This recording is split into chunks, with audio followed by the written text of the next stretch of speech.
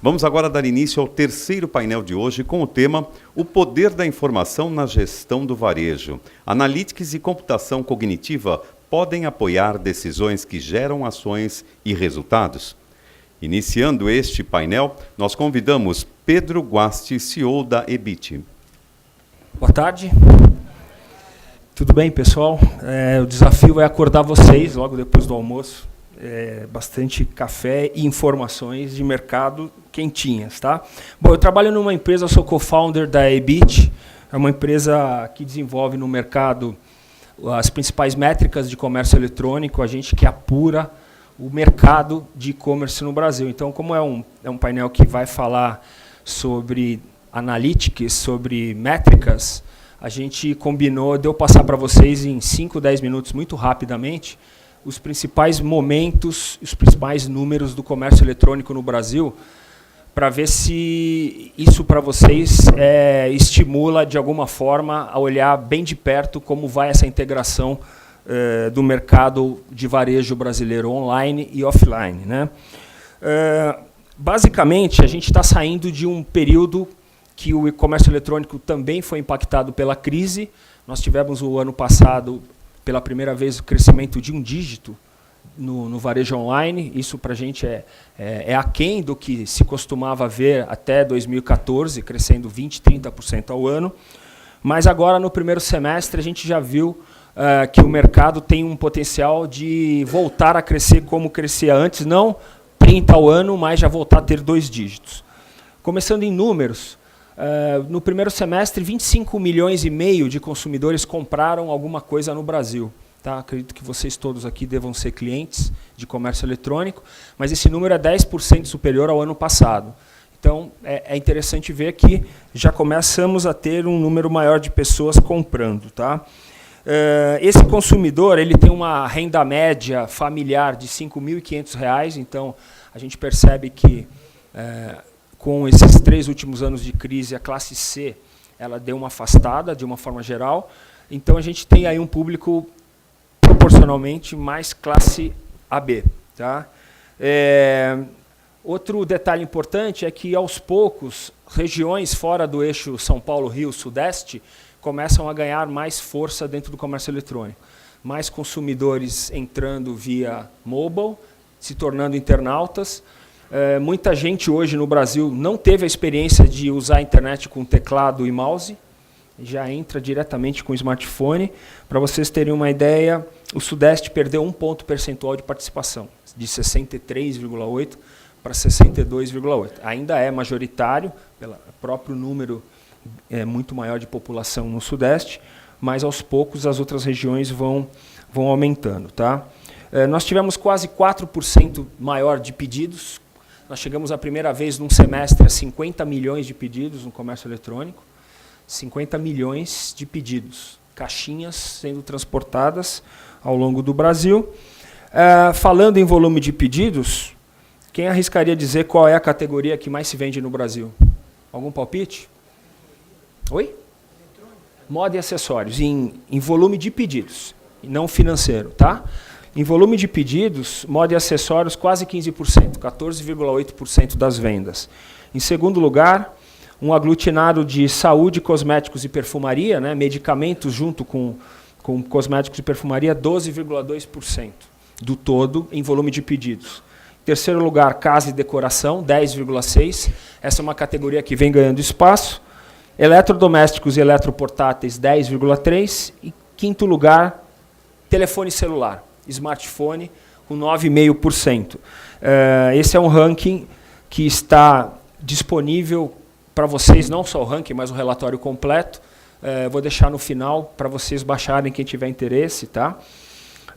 Um número interessante é o percentual de frete grátis nas compras virtuais. O consumidor gosta de frete grátis, as lojas sabem que isso é um chamariz muito importante, é uma estratégia de marketing, mas não tem almoço grátis, não tem frete grátis. E ele tende a diminuir na proporção das compras. Nas grandes lojas, esse volume é de 18% de frete grátis. há 2 anos, há 1 ano e meio atrás, era 43%. Então, as empresas estão buscando rentabilidade. Outro dado interessante é que o pagamento à vista saltou de 43% para 48%. À vista, uma parcela no boleto ou no cartão de crédito. As pessoas são estimuladas a pagarem à vista a partir de descontos. As lojas costumam dar de 5% a 10% de pagamento à vista. Então, o consumidor está com medo de perder o emprego, de se endividar, ele acaba usando isso. Tá? E o faturamento do comércio eletrônico no primeiro semestre foi de 21 bilhões de reais. 21 bilhões.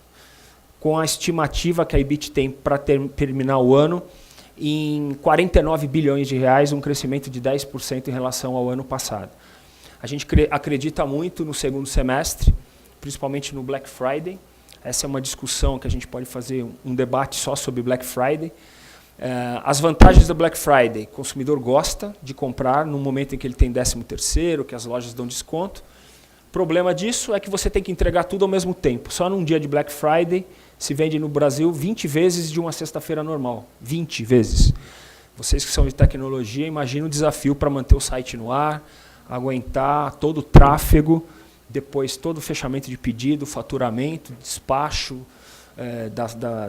do pedido e entrega com os operadores logísticos.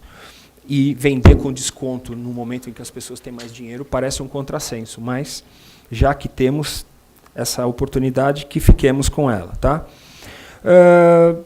E eu gostaria de falar no final o crescimento das compras via smartphone. Nós já contabilizamos 25% das compras na internet no primeiro semestre foram fechadas por smartphones e tablets, muito mais smartphone. 1 em cada 4 compras no comércio eletrônico é feita hoje através desse dispositivo. Para vocês terem uma ideia, cresceu quase 6 pontos percentuais em 1 ano. E o valor da compra feita em dispositivo móvel cresceu 56%, 56% em 1 ano. Se o mercado cresceu próximo a 10% total e o smartphone cresceu 56%, significa que se não tivesse smartphone, provavelmente a gente teria tido um declínio das compras no comércio eletrônico. Tá? Então, esses daqui são tem outras informações muito interessantes. A gente também calcula qual é o tamanho das vendas do mercado, não de bens de consumo apenas, mas turismo, ingressos e também sites que vendem produtos usados. Eu convido vocês que tenham interesse de ter acesso a esse relatório, que acessem o nosso site www.ebit.com.br/webshoppers, com 2 P's, /webshoppers. Vocês podem fazer download do relatório. Tá? Então, isso aí é só para esquentar o nosso debate. Agora a gente vai ter os outros colegas. Você vai convidá-los, né? Então, estamos aqui. Muito bem, obrigado, Pedro. Abrindo aqui as atividades deste painel, já convidado a ficar aqui no palco, nós convidamos a moderadora deste painel, diretora editorial das revistas Decision Report e Security Report, que é a Graça Sermu, e convidamos a integrar este painel Jesus Garcia, CEO da Livraria Cultura.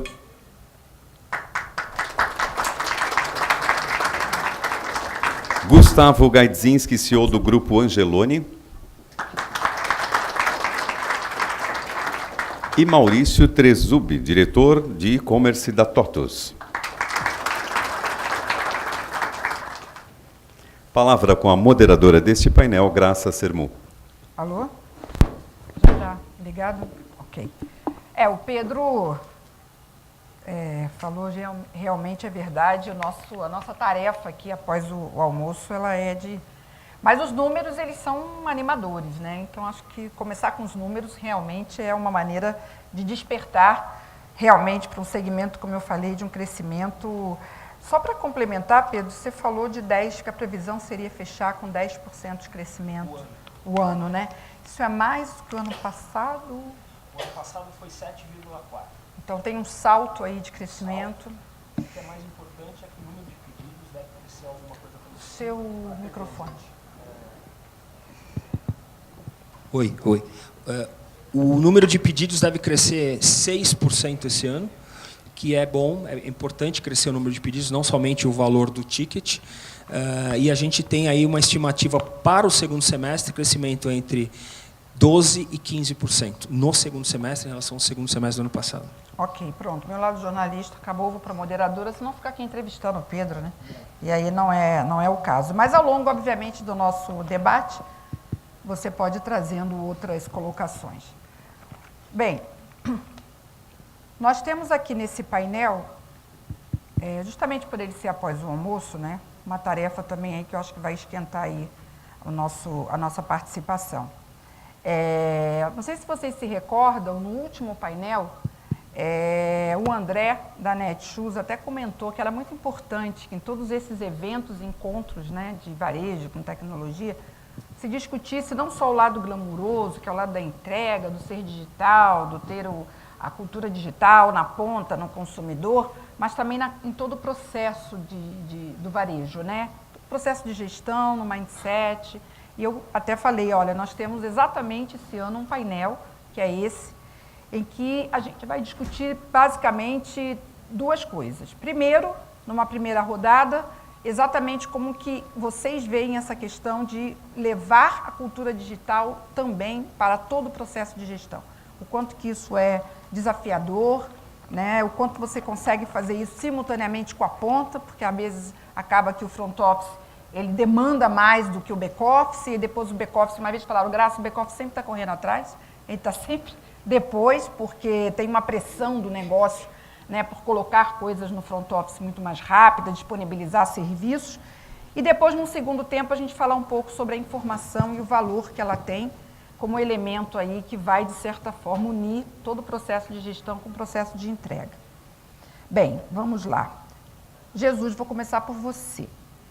Né, você já participa bastante aqui com a gente, acompanhou, e esse painel realmente é um painel novo, é a primeira vez que a gente traz esse tema. O quanto, vamos começar exatamente por aí, o quanto você acha que hoje, pela tua experiência, é importante que essa cultura digital, que esse digital, ele esteja em toda a cadeia, né, em todo o processo do varejo. Pela experiência que você tem tido na cultura, que tem aí todo um modelo também, né, digital sendo implementado, o quanto que você vê que é desafiador fazer esse digital permear todo o processo, toda a cadeia, todo o back-office. Maravilha. Bom, pessoal, alô? Boa tarde. Primeiro, obrigado pelo convite.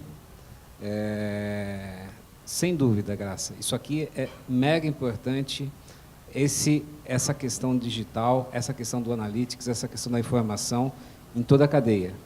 O que a gente tem experimentado na Livraria Cultura, por exemplo? A gente tem observado que coisas que a gente aprendeu no e-commerce, a gente leva para a loja física. E coisas que a gente aprendeu na loja física, a gente leva para o e-commerce. E tudo isso baseado em informação, no que a gente consegue entender os nossos clientes, o comportamento deles, até para atender melhor, atender o que eles esperam, e também a gente acabar vendendo mais também, né? Esse é o objetivo de qualquer negócio. Sim. Então, por exemplo, uma das coisas que a gente faz na loja física, a gente tem contador de fluxo na entrada, a gente calcula a conversão da loja, a gente acompanha como que está a venda da loja em cada período do dia, e a gente tem ações, inclusive personalizadas, para cada cliente. Então, por exemplo, você informando o seu CPF, o caixa ele oferece produtos complementares ou desconto complementar baseado especificamente no seu perfil de compra. E aí o que tem por trás disso? Tem todo um back-office onde a gente analisa previamente qual que é o teu perfil de compra, quais os tipos de produtos que você pode se interessar, e na hora que você compra um produto, a gente cruza com isso daí para te oferecer um produto complementar ou até complementar em relação ao teu histórico para você, para te estimular a comprar também. Então, a gente usa isso daí tanto no nosso e-commerce como nas lojas físicas, em toda a cadeia. Agora, outra coisa que vocês colocaram, que é bastante importante, a gente tem o trabalho de back-office, a cozinha. Uhum. Então, a gente tem lá o nosso RP, que a gente tem que fazer o fechamento do mês, a gente tem que mandar as informações para a Cefaz, tem toda essa parte. Então, a gente tem que tomar conta de todas essas frentes. E você acha que o maior desafio em você linkar esse back-office, né, que você falou que está lá, o RP e tal, e esse lado da ponta mais glamouroso, é uma questão de tecnologia, mas também de cultura da empresa. Muitas empresas acabam tendo ilhas, né? Tem uma turma que é digital e que faz as coisas lá na frente acontecerem, aí fica a turma do back-office aqui, cuidando do operacional e falando que carrega o piano. Então, a gente tem observado um pouco isso em algumas empresas, né? Qual é o desafio de juntar esses dois mundos aí? De fato, algumas empresas, em algumas situações, cai a tendência de você ter um time. Se fala muito em TI bimodal. Exatamente, né? Porque Da o pessoal gente... falou, não fala em TI bimodal de novo, Graça, porque já não está se falando mais nisso. Mas tá bom. Mas é a TI bimodal, exatamente, né? Que está uma turma, né, focada... Alguém na cozinha e alguém na linha de frente fazendo bonito a sala com de o cliente. visitas. Exatamente. O nosso desafio é justamente a gente juntar essas duas frentes e, mais do que isso, para cada frente, a gente levar o componente do negócio. Então, por exemplo... Que é o fator de união aí, exato, é o fator de liga entre os dois pontos. Os dois mundos, né? Então, quando a gente tem, por exemplo, um desconto personalizado, esse desconto personalizado passa por um momento da concepção da ideia, e depois ele passa por um momento de operacionalização disso. E a operacionalização, ele passa pela linha da frente de caixa, pela linha glamourosa e também pela parte de back-office. Como que eu operacionalizo isso, como que eu gero o faturamento, como que eu colo uma coisa com a outra. Nesse momento, é super importante, a gente estava discutindo em uma outra reunião, a gente ter a integração entre as áreas. A integração entre as áreas, não no sentido da boca para fora, a integração verdadeira, focada no resultado, focada num projeto, num objetivo. A partir do momento que a gente tem um objetivo que une as duas frentes, a gente consegue naturalmente juntar essas duas frentes. Maurício, vou lá na ponta com você, pelo seguinte, a gente acabou, né, ele acabou falando do ERP, acabou falando do modelo de gestão, né, vocês têm um DNA todo voltado para isso, mas acredito que para cada vertical tem soluções de negócios que vão unindo. Pela tua experiência, pelo que você tem acompanhado, que o mercado, os clientes de varejo têm feito esse movimento, quanto você acha que tem sido desafiador fazer essas coisas conversarem, fazer essa gestão, né? Seguir um processo linear, integrado? Como é que está o desafio aí, na tua opinião, para o varejo fazer isso acontecer? Boa tarde, pessoal. A TOTVS é fornecedora de software, né? E acho que o maior desafio de qualquer fornecedor de software não é você implantar software, é você gerar valor para o cliente. E, no final, o que gera valor para o cliente é você conseguir reunir informações que ele consiga, que sejam actionable, né? Que sejam acionáveis ali, né? Não sei a melhor tradução para isso. E o que a gente percebe é que o desafio da integração é o primeiro, né? Você fazer sistemas heterogêneos e quando você fala de uma empresa que tem e-commerce, app, totens, lojas físicas, a quantidade de informações, canais, né? A quantidade de informações desestruturadas que a gente tem hoje é gigantesca. Sem falar em coisas do futuro, né? Sobre biometria facial, analisar o Facebook da pessoa. Então, assim, acho que o maior desafio hoje não é você coletar dados, né? É você gerar informação que gere algum tipo de ação imediata. E a maneira com que a gente tem feito isso, acho que a primeira onda foi a do Analytics, né? Então, Analytics pega um monte de coisa de várias fontes diferentes e joga num lugar só para a gente conseguir, pelo menos, cruzar essas coisas e tentar descobrir algumas coisas, né? E isso era considerado rápido, mas hoje não basta mais, porque a gente quer que a informação esteja na mão do vendedor na hora que o Jesus apareceu na frente dele ali, né? E aí a estratégia que a gente tem usado para isso é inteligência artificial, né? Machine learning, etc., para que a gente consiga rapidamente pegar o perfil, cruzar com perfis paralelos, pegar os produtos que mais se adequam para aquela categoria e jogar no celular do vendedor ali que está conversando na frente da pessoa.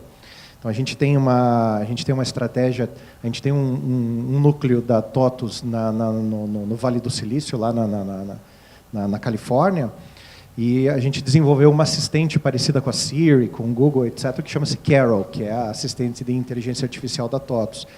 E ali a gente está trabalhando essa questão de Big Data e de informação rápida na hora que ela precisa ser usada. Então, fechando, eu acho que teve uma onda que era o gestor conseguir, a hora que ele para na frente da mesa dele lá, cruzar coisas e descobrir coisas para pivotar as estratégias. E a segunda coisa é, já que você tem um mundo de informação e você precisa personalizar o atendimento ali, como é que você entrega rapidamente uma informação útil naquele momento para aquela pessoa que tá precisando ali na ponta.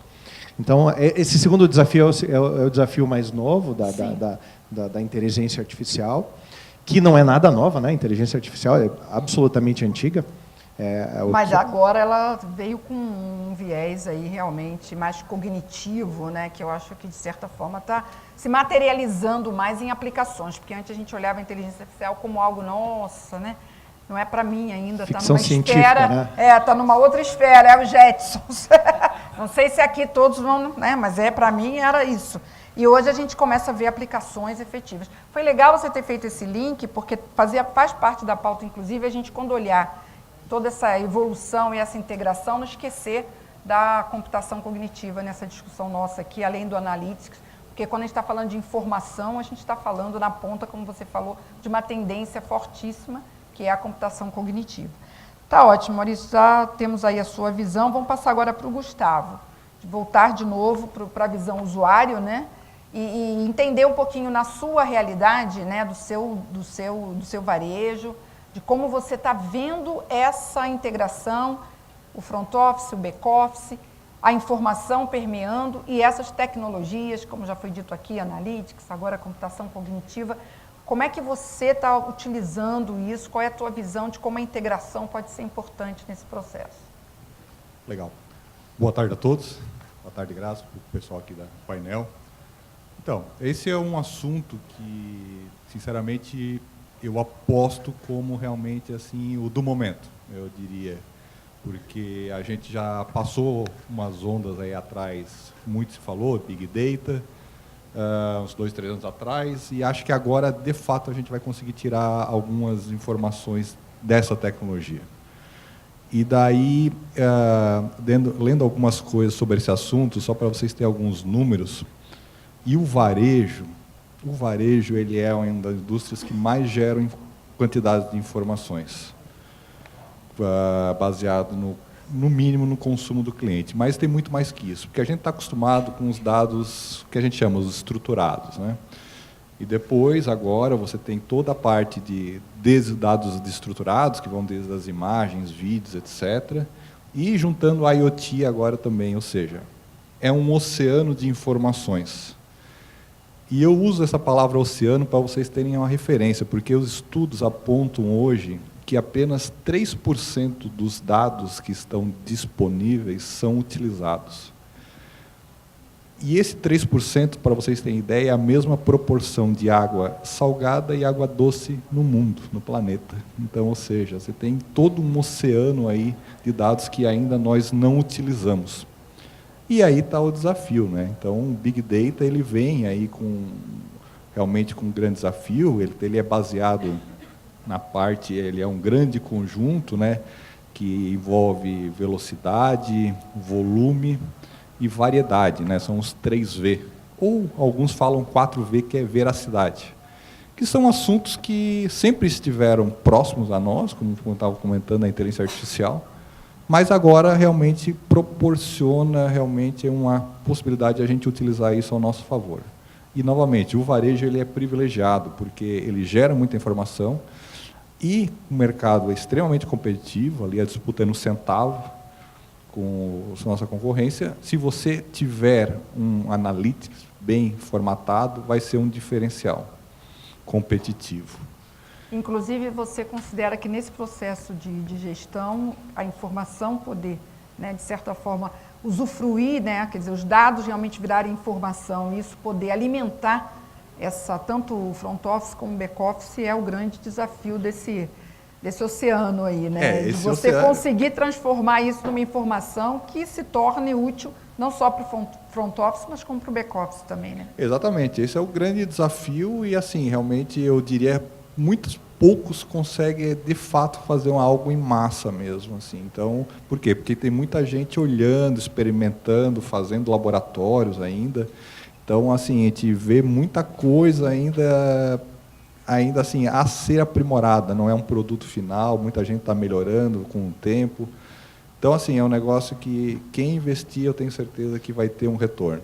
E o desafio realmente é fazer toda essa integração na cadeia, né? Porque, como eu falei, informação tem de monte, dado tem de monte, você gerar isso, tem informação tem de monte para gerar dado, para gerar conhecimento, é o desafio. E daí você tem que pensar na cadeia como um todo dentro da empresa, né? Como que eu vou buscar essa informação, como é que eu vou tratar a informação e como é que eu vou levar essa informação lá na ponta para que o agente de venda, o comprador, ou no nosso caso que é uma rede de supermercado, né? Como eu vou influenciar o consumidor a estar adquirindo mais.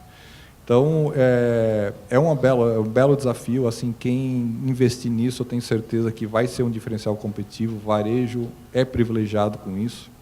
Hoje nós temos condições, seja ela até computacionais, que a gente não tinha lá atrás, de realmente fazer o diferencial e realmente fazer isso acontecer. E, assim, eu vejo, pelo menos nos últimos anos, uma forma da TI se sobressair para a empresa, né? Cada vez aquele papinho que a gente sempre, TI é commodity, TI não interessa, o IT doesn't matter lá.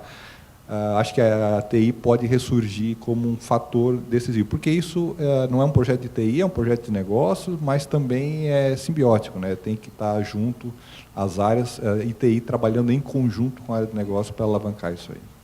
Perfeito, Gustavo.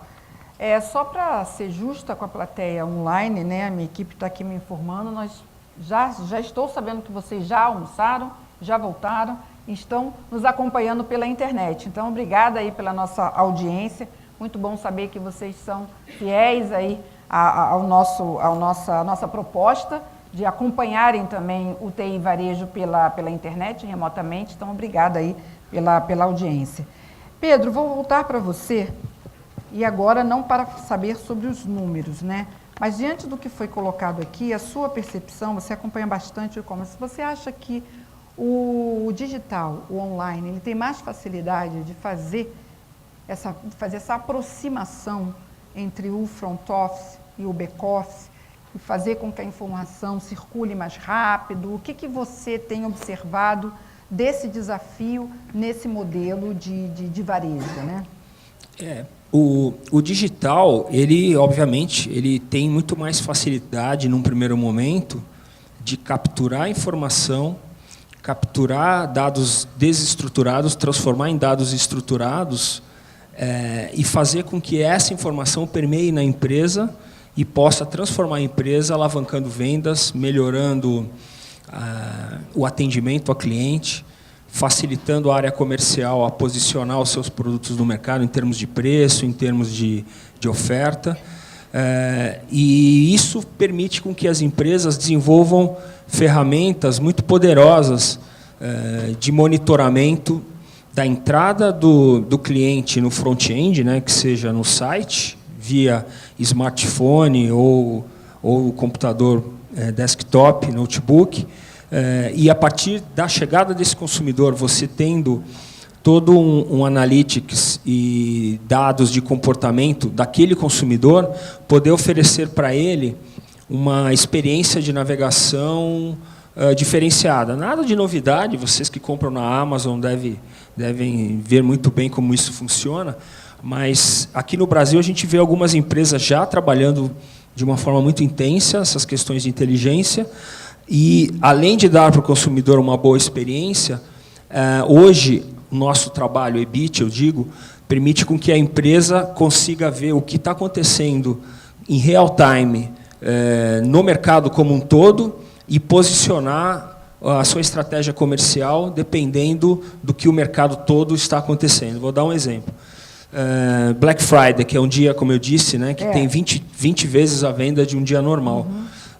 Hoje, a gente disponibiliza para as empresas o monitoramento de hora em hora das vendas no e-commerce. Quantos pedidos a gente capturou, qual é o volume financeiro por região, e a empresa consegue, em tempo real, saber se ela está acompanhando as vendas e ela pode, em determinado momento, mudar a sua estratégia para ganhar ou perder share, dependendo de como é que está o monitoramento no mercado. Falando de back-office, isso pode ser monitorado, obviamente, dentro da empresa, né, dentro dos seus sistemas, para poder saber, a partir de tudo que está sendo vendido, qual é a consequência que isso vai trazer para a empresa, em termos de processamento do pedido, análise de risco, depois faturamento, pick packing e entrega para o consumidor, e qual é a propensão de problemas que eu vou ter a partir da minha capacidade de entrega e de atendimento ao cliente. Quanto que isso vai impactar no Net Promoter Score, no NPS, e quanto vai ser possível eu recuperar depois de quanto tempo. Isso é complexo, você olhar os KPIs acontecendo em tempo real, e o mais difícil é você tomar ação, não somente olhar aquilo em termos mais informativos, mas também tomar uma ação em cima dos números. Perfeito. Eu vou mudar um pouquinho a dinâmica. Quem está me acompanhando desde de manhã vê que cada painel é diferente, né? Eu já vou começar a abrir para as perguntas, até porque depois do almoço, né, se a gente não fizer vocês aí participarem conosco aqui, o pessoal tende, né? Aquele cochilinho depois do almoço é tradicional. Então, eu já vou abrir para perguntas enquanto a gente continua aqui a nossa discussão e seguindo a nossa pauta também. Então, vem a clássica pergunta da Graça sempre, né? Tem alguma pergunta já da plateia? Vamos acordar. Não. Ah, tem. Olha que bom. Então, já temos uma pergunta aqui.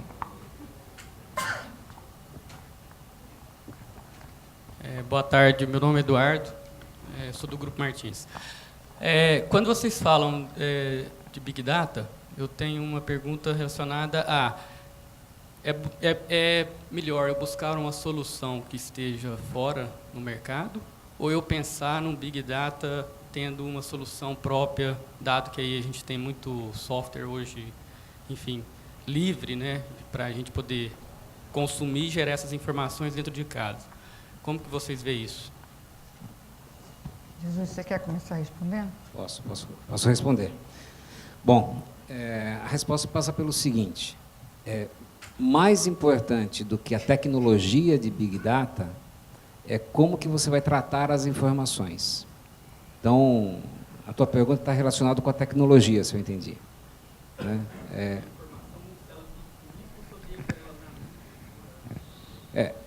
Por exemplo, na Livraria Cultura, e agora também FINAC, né, porque a gente comprou a FINAC, a gente tem o seguinte conceito: a informação ele é um ativo valioso. Então, a informação fica com a gente. E a gente administra essa informação da forma mais estratégica possível. Só fazendo um link de dado versus informação, às vezes, e também, até para acordar todo mundo, né, Graça? Às vezes, quando eu estou assistindo, eu falo assim, pô, fala alguma coisa interessante, alguma curiosidade. Então, por exemplo, num determinado momento, alguns anos atrás, eu estava com um grande e-commerce e o tráfego de acessos caiu 80%. Imagina a confusão, saiu todo mundo correndo para lá, para cá. O que aconteceu? Caiu, não, o servidor não caiu. Não, caiu o link, não caiu o link internet. O que aconteceu? Sabe o que tinha acontecido? Era o último capítulo da novela das 8.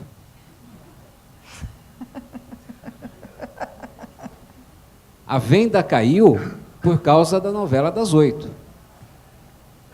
A contrapartida, outro caso de como você trata a informação.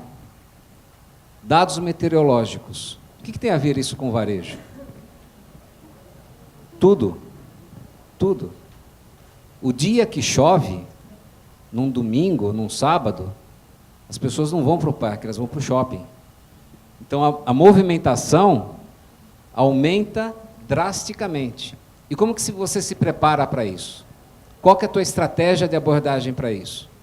Então, a gente tem dois momentos. A gente tem um momento do dado que você coleta, o dado que está disponível, não só dentro da sua base, mas disponível no mercado. O horário, o dado do fechamento da novela das 8, da previsão do tempo. Tem várias coisas que você, na hora que você compõe, isso te ajuda a fazer uma estratégia de como que você vai abordar o seu forecast de vendas, como que você vai fazer as suas ofertas, como que você vai ter o relacionamento com o seu cliente. E somado a isso, as informações que você tem do seu cliente, você traz um componente de personalização, que é o que todo mundo quer. Eu quero ser chamado de Jesus na hora que eu estiver na frente do caixa. E falar assim, olha, Jesus, você é uma pessoa que tem esse hábito de consumo, eu tenho uma oferta especial de um assunto que deve ser do seu interesse. É exatamente isso que eu espero como cliente. E o que eu espero como cliente é o que a gente busca oferecer para os nossos clientes. Então, essa é a diferença entre dado e informação na prática. Então, a gente tratar isso daí. Tá? Mas alguém Posso pode... complementar? Com certeza. A pergunta pode... De uma perspectiva um pouquinho mais técnica agora, você perguntou, eu mantenho a informação comigo ou eu mantenho a informação na nuvem, né?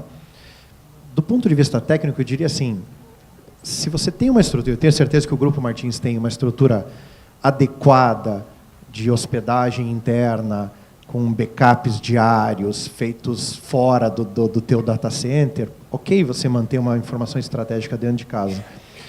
O que não é verdade em todos os grupos, né? Então, assim, hoje as estruturas de nuvem estão muito avançadas e muito seguras, né? Então, assim, se você não tem um data center muito confiável, com proteção muito forte de hackers e uma segurança de backup, etc., muito forte dentro de casa, você está melhor provido na nuvem. Né? Aí é a questão de escolher a estratégia correta de nuvem. Ok? Mas alguém gostaria de complementar? Complementando, não sou advogado, mas a resposta é depende. Vai depender de vários fatores, mas o que eu considero assim a dica é que tipo assim a tecnologia, a pergunta da tecnologia vai ser lá na frente. Você tem que investir antes em saber o que você quer, o que você tem, como eu vou organizar, para daí definir a melhor ferramenta. Então, seja ela na nuvem on-premise e qual a ferramenta. Então, assim, às vezes o pessoal pensa, a primeira coisa, qual ferramenta eu vou usar para fazer Big Data? Assim, mas o que você quer com Big Data? Ah, não sei, estou investigando. Então, investigue o que você quer, o que você tem, faz toda uma análise, para daí depois achar qual a ferramenta mais aderente. Essa é a dica que a gente dá para quem está entrando nesse mundo. Se eu puder te ajudar, Eduardo, eu não sou técnico, mas eu escuto lá internamente, né? Então, hoje a gente tem uma instância na nuvem, né, na Amazon, para poder coletar os prints que a gente coleta de páginas, são intensos, é muito dado e tem que ter alta disponibilidade. A gente não pode perder um segundo, não pode cair. Então, a gente tem isso na nuvem, tá coletando o Big Data não estruturado, né? Quando a gente quer trazer já esse dado estruturado, aí a gente joga para dentro dos nossos servidores, processando de hora em hora, estruturando o dado, fazendo limpeza. Ou seja, quando a gente traz para os nossos ambientes, eles já vêm mais tratados, minerados e de forma estruturada. Se te ajuda ou não, posso te dar depois o telefone para o pessoal lá. Ok, mais alguma pergunta? Bom, tem uma pergunta aqui da plateia virtual, só para a gente, antes de mudar o assunto, não perder aqui esse timing. Como o Gustavo falou, esse oceano de informações traz muito desafio para o varejo. Mas as ações baseadas nesses dados podem trazer também um resultado não muito tangível, porque a quantidade de informação é muito grande. Então, como minerar isso? Como saber nesse oceano o que vai se fazer para também não se perder nesse oceano, né? Quer dizer, você tem o oceano, tem muita informação e, de repente, tem uma dificuldade aí de identificar qual seria realmente a informação mais importante. Legal, a pergunta é bem interessante, porque, novamente, acho que de TI nunca se deparou, chega de repente um CEO, alguma coisa, e fala assim, eu ouvi falar de machine learning. A gente já tem Olha, isso aí é uma curva de aprendizado, né? Você não pluga, de repente, um machine learning e vai resolver todos os problemas. Mas na parte de analytics existe algumas etapas que devem ser preenchidas, e daí vai indo em contra a pergunta, que faz todo sentido, porque você tem que pegar etapas por etapas. A primeira etapa o pessoal chama da etapa descritiva. O que é a descrição? Você pega e responde alguma do tipo assim, o que aconteceu? Ou seja, você vai fazer um BI, e daí existe uma brincadeira, né, que você pode ter um BI, seja um Business Intelligence ou um Business Ignorance, dependendo do que você tem lá. Na primeira etapa, que é essa descritiva, você vai saber assim, o que aconteceu. Então, você vai tirar aquele relatório dentro do seu sistema lá, assim, o que aconteceu nas minhas vendas. Depois, você tem a parte que envolve assim, por que aconteceu? Que envolve daí a parte que a gente chama de diagnóstico. Depois você tem a descrição, você tem o diagnóstico, tipo assim, por que isso aconteceu? Você começa a dizer, por que houve aquela queda daquele departamento, aquele SKU que não performou nesse final de semana, imaginando que ia vender, por que aconteceu? Você acaba depois evoluindo para o que eles chamam da parte preditiva, a terceira etapa. Na preditiva, ele vai informar o que vai acontecer. Então, assim, o que vai acontecer para que eu possa, nesse final de semana, o que vai acontecer nesse final de semana de vendas, por exemplo. E são essas etapas que eliminam o risco de você se perder no oceano de informações. Exatamente. Você vai step by step, né? Você vai. E, por último, você tem a parte prescritiva, que é assim, o que eu devo fazer. Ele vai informar o que eu devo fazer. E cada etapa que você for passando, cada vez vai ter menos interações humanas e mais máquina, que é onde entra a parte dos machine learning. Ou seja, no final, os machine learning vão estar remexendo tudo isso. Mas, novamente, tudo isso é degrau a degrau. Você vai pegando desde lá da parte de descrição, a parte de diagnóstico, a parte preditiva, até chegar na prescritiva. Então, é aquele negócio, você quer navegar? Vai navegando pertinho, navega um pouco mais, vai ganhando quilometragem até você fazer uma viagem pelo oceano transatlântica, como o pessoal chama. Então, a dica é essa. Vai fazendo, vai conhecendo, vai entendendo, porque realmente se você, de repente, na primeira navegação, você já quiser atravessar o oceano, você vai ter problemas.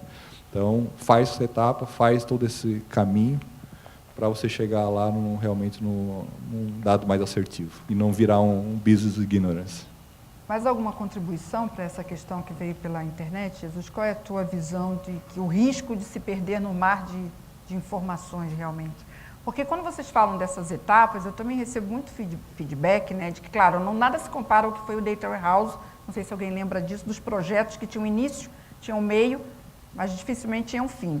Então, quando a gente fala de várias etapas a serem cumpridas, muitas vezes as empresas, no meio das etapas, elas se perdem, né? Então, e também tem a questão da agilidade, né? Da dinâmica do varejo. Então, às vezes, não é possível seguir step by step, se atropela o processo, se perde aí no meio. Então, na tua visão, qual é o risco aí, tanto de colocar agilidade, tentar queimar etapas e se perder nesse oceano de informações que, me parece, como vocês falaram, o varejo é o campeão aí, né?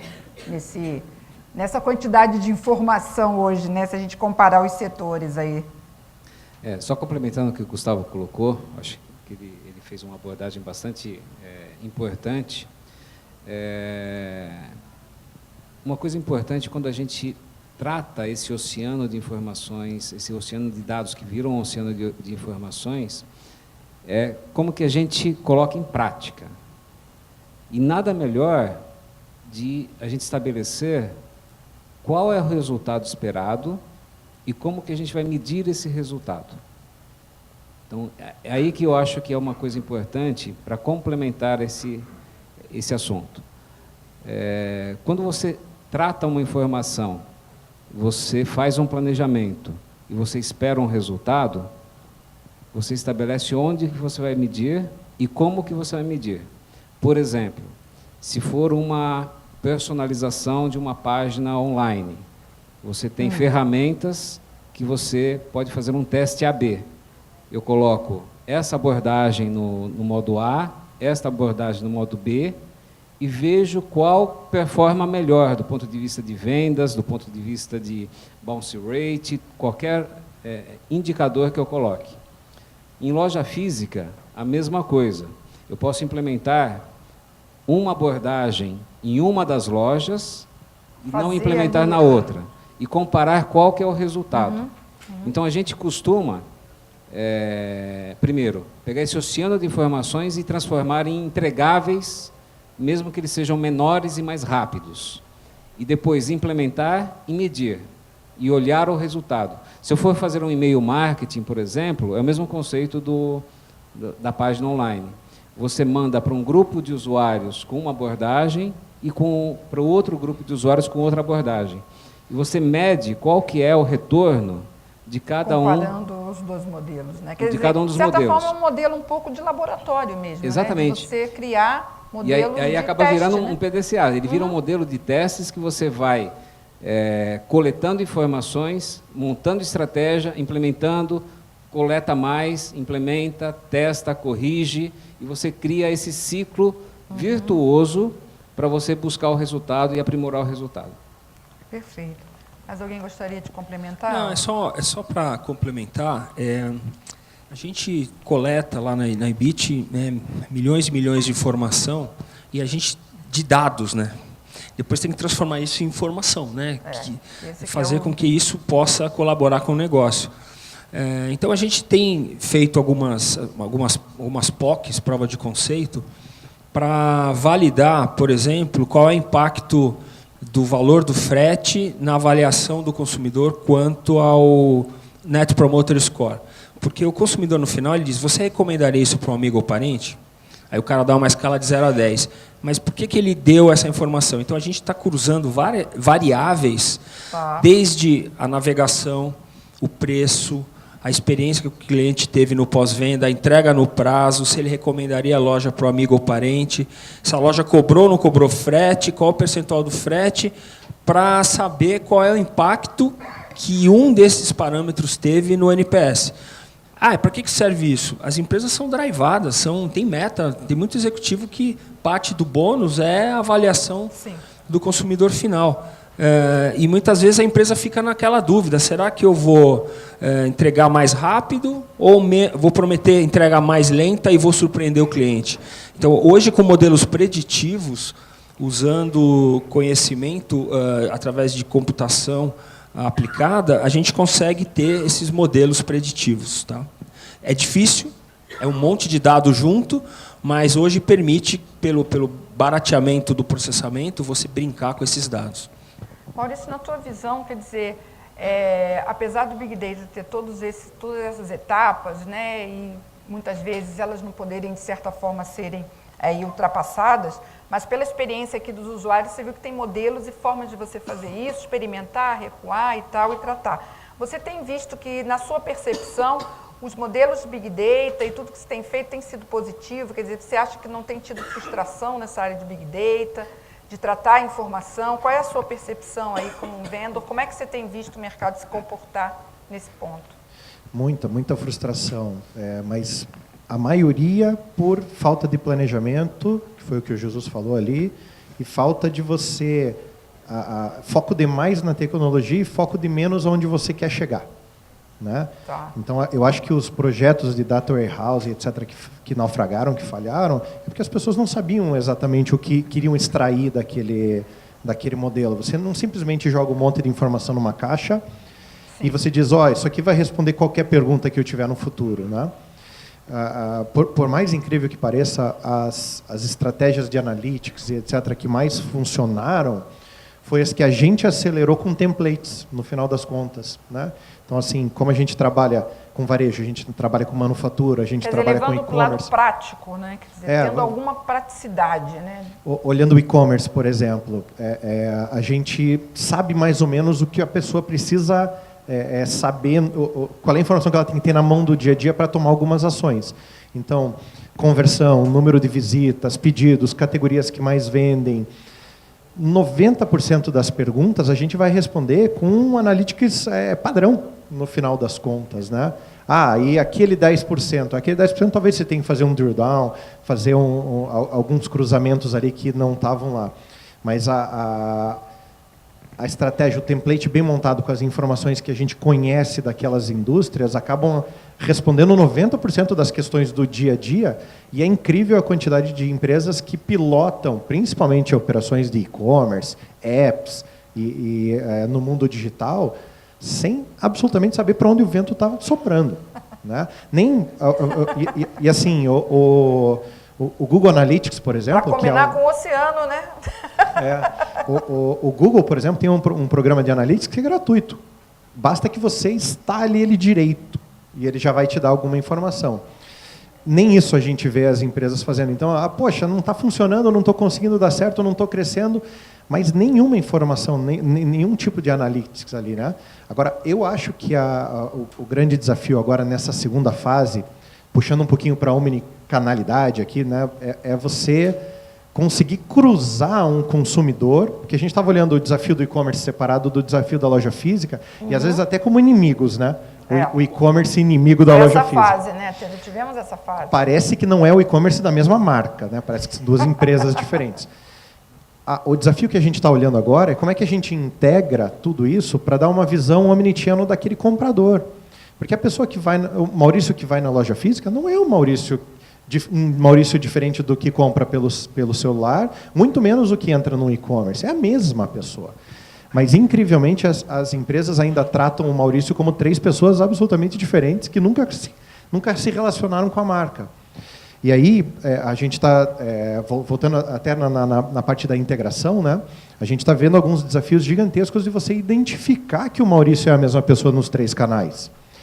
E aí, você pensa num programa de fidelidade, por exemplo.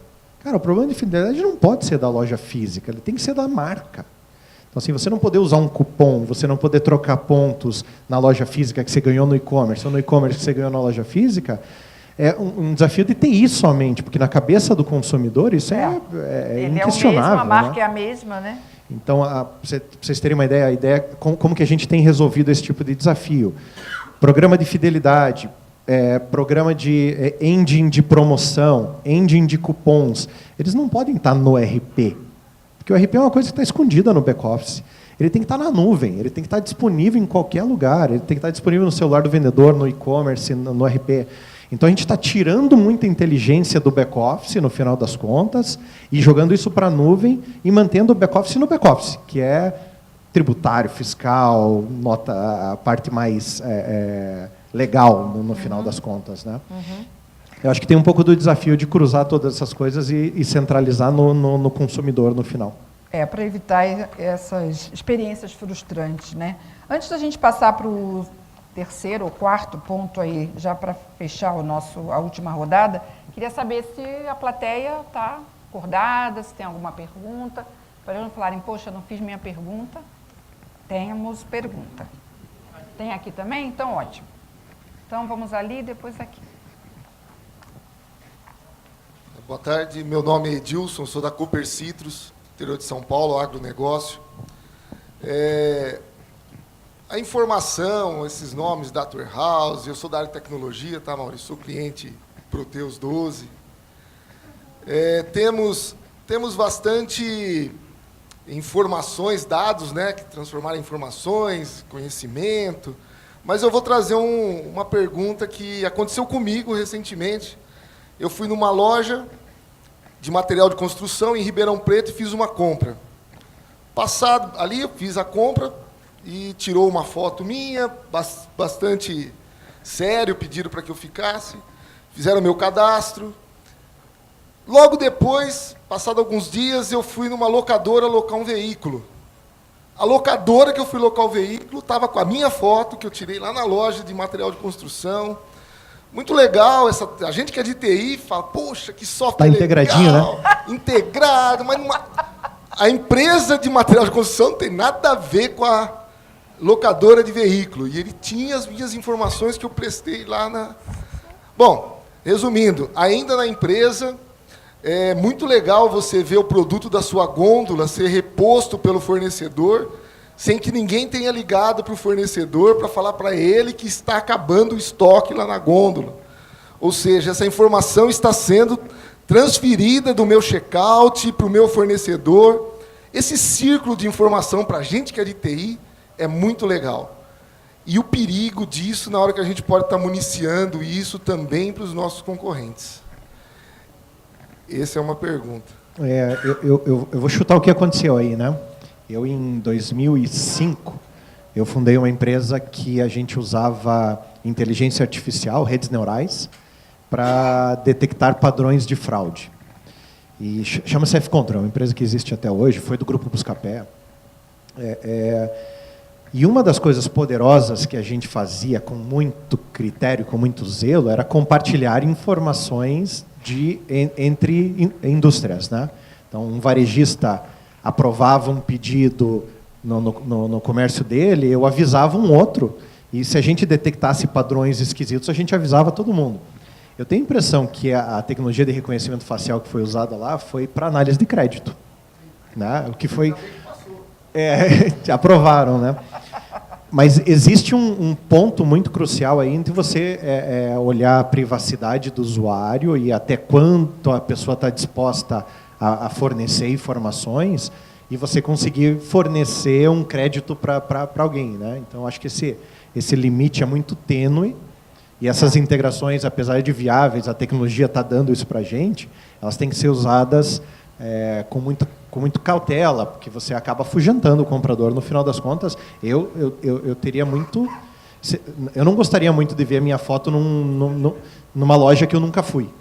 Né? Acho que você dá um score, que é o que a gente fazia lá atrás, um score verde para o cara liberar aquela venda é uma coisa. Você mostrar a foto de um cara que nunca comprou na loja é outra completamente diferente. Né? Então, acho que tem um cuidado aí para ser tomado nessa questão, sim. Ok. Pergunta aqui. Eu queria a opinião da cultura e do Angeloni aí, até para me ajudar na minha dissertação de mestrado, tá? Como é que a questão do omnichannel está impactando a cadeia de suprimentos? Ou seja, assim, hoje a gente tem esse mar de informação, esse ciclo PDCA, que é uma coisa de 60 anos atrás, mas que talvez não seja muito bem executado no varejo hoje. Isso está digital, a cadeia consegue responder com essa agilidade que o consumidor quer. Eu estou indo na loja, estou encontrando o produto, meus estoques estão abastecidos regularmente. Como é que está esse processo de garantir que eu vou encontrar o produto na hora que eu preciso? Eu queria entender essa reação da cadeia a essa digitalização de todo o processo. Gustavo e Jesus. Vamos lá. O Angeloni, para quem não conhece o Angeloni, é uma rede de supermercado, basicamente, que atua em Santa Catarina, em Paraná. A gente vai fazer 60 anos no ano que vem. E a gente tem o e-commerce desde o ano 2000. Quem é aqui de São Paulo, na mesma época, tinha uma Amélia do Pão de Açúcar. Então, assim, a gente já tem bastante quilometragem na parte de e-commerce, na parte de supermercados. E a gente, posso dizer que a gente é omnichannel desde essa época, quando a gente já tinha aberto a possibilidade de fazer a compra pelo site e entregar na loja. Inclusive, temos uma loja lá em Florianópolis, fica na Beira-Mar Norte ali, que a gente fez até um drive-thru. A pessoa entra com o carro lá, a pessoa já bota direto no carro lá. E a gente ouviu essa palavra muito forte, principalmente nos últimos 4 anos. Quem foi em NRF só se falava isso 4 anos atrás, omnichannel. Assim, opinião pessoal, não é um grande desejo do cliente brasileiro. A gente não recebe insights e pressão para que a gente se torne mais omnichannel. A gente tem esse canal, tem essa funcionalidade, tem alguns clientes fiéis, mas assim, não é um negócio que cresce, não é um negócio que a gente recebe incentivos para que a gente aumente. Então, ou seja, você acaba ouvindo mais da indústria dos fornecedores pressionando para que venda omnichannel do que dos próprios clientes. Isso é uma situação. Mas, por outro lado, é um desafio mesmo. Realmente, você tem alguns desafios e daí estruturais, sistêmicos, para que você consiga usar isso na sua plenitude. Realmente, no nosso caso, que o e-commerce é nosso e as lojas são nossas, o desafio é menor. Mas tem alguns varejistas, vou apenas citar como exemplo aqui, a Hering, porque um dia eu estava conversando sobre isso, ela tem algumas lojas próprias e algumas lojas franqueadas. Então é complicado dizer, o cara, eu quero comprar no site e pegar na loja aqui próximo de casa. Mas, essa loja é uma franquia, não está interligada ao ecossistema. Então, realmente tem algumas situações mais complexas dependendo da empresa. Mas, novamente, ouve-se muito, mas assim, a gente não ouve aquela pressão dos nossos clientes para que a gente faça realmente algo omnichannel. A gente tem, mas, sinceramente, a utilização dela é baixa hoje. Jesus. Qual é a experiência de vocês, da cultura nisso? Bom, no nosso caso, o e-commerce ele representa 30% das nossas vendas. Então, é algo bastante significativo. Separando a resposta em 2 grupos, como que a cadeia responde em relação a essa necessidade de velocidade para você atender o seu cliente. Aqui é uma questão de alinhamento de expectativa. Algumas coisas, porque no e-commerce a gente tem a sensação de tudo tem que ser imediato, tudo tem que ser na hora. Uma coisa que eu descobri na cultura é que nem sempre. Por exemplo, às vezes é mais importante você alcançar o objetivo do que ser naquele momento instantâneo. Por exemplo, na cultura nós temos 9,5 milhões de títulos de livros. Então, mais importante do que ter o produto para entrega imediata é ter a variedade suficiente para te atender.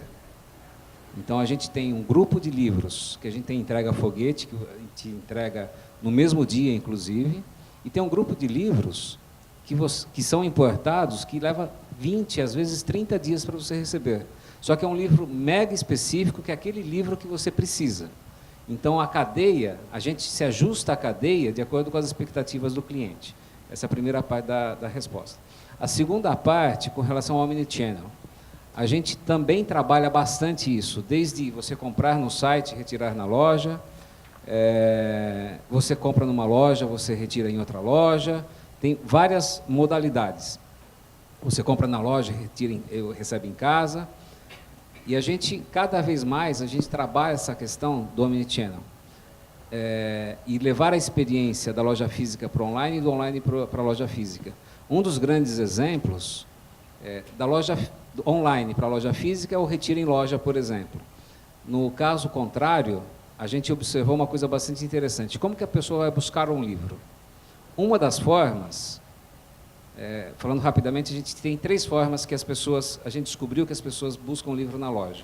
Ou ela vai de forma assertiva, sabe exatamente o livro que ela quer, ou ela pede uma indicação para o vendedor. Eu já li o Harry Potter, já li o livro Y, o livro W, qual o livro que você me indica? Ou então ela chega, e isso aí foi uma surpresa para a gente, olha, eu vi um livro, que eu não lembro exatamente o título dele, mas ele tinha a capa vermelha e amarela e falava sobre o menino bruxo. A gente levou todas essas experiências para o nosso site. Então, hoje, você pode buscar um livro pelo título ou pelo autor, pela informação direta dos dados. Você pode colocar os livros que você já leu e, baseado na informação que a gente tem, a gente sugere uma leitura baseado no que tipicamente os clientes compram associados com os livros que você colocou, e a gente indexou 9,5 milhões de capas de livros, as cores, o percentual de cor de cada capa de livro. Então, você consegue buscar um livro que tem a capa amarela e vermelha e fala sobre o menino bruxo. Então, não sei se eu respondi a tua pergunta, mas com certeza. O objetivo é a gente ter uma integração cada vez maior, atender cada vez mais o cliente, para a gente alcançar o nosso objetivo final, que é ter um cliente satisfeito e o acionista satisfeito. Legal. Posso fazer um comentáriozinho só? Pode, rápido, porque senão... O Gustavo aqui comentou sobre o omnichannel, né? E eu vou ter que concordar com ele. Na minha opinião, a estratégia omnichannel foi implementada errada, né? Porque o desafio nunca foi o omnichannel, no final das contas. O desafio não é ser multicanal. O desafio é você atender um consumidor que é digital first hoje. Então, o que ele faz? vocês terem uma ideia, tem uma pesquisa que diz que 80% das vendas das lojas físicas foram impactadas por algum dispositivo digital antes da compra. E quando o consumidor vira digital first, e praticamente todas as minhas vendas na loja física, o consumidor consultou no Google, ou procurou a opinião de um amigo, ou viu na rede social, ou entrou no teu próprio e-commerce, o desafio é você criar experiências, que o Jesus foi super pontual ali, ele se preocupou com a experiência de compra, que foi super enriquecedor entender essa questão da cor da capa, né? Que é super particular do teu negócio, mas é você entender a experiência de compra que o cara quer ter e conseguir entregar essa experiência de compra. Se dentro dessa experiência de compra existir a necessidade de você atender num canal diferente, você vai ter que atender.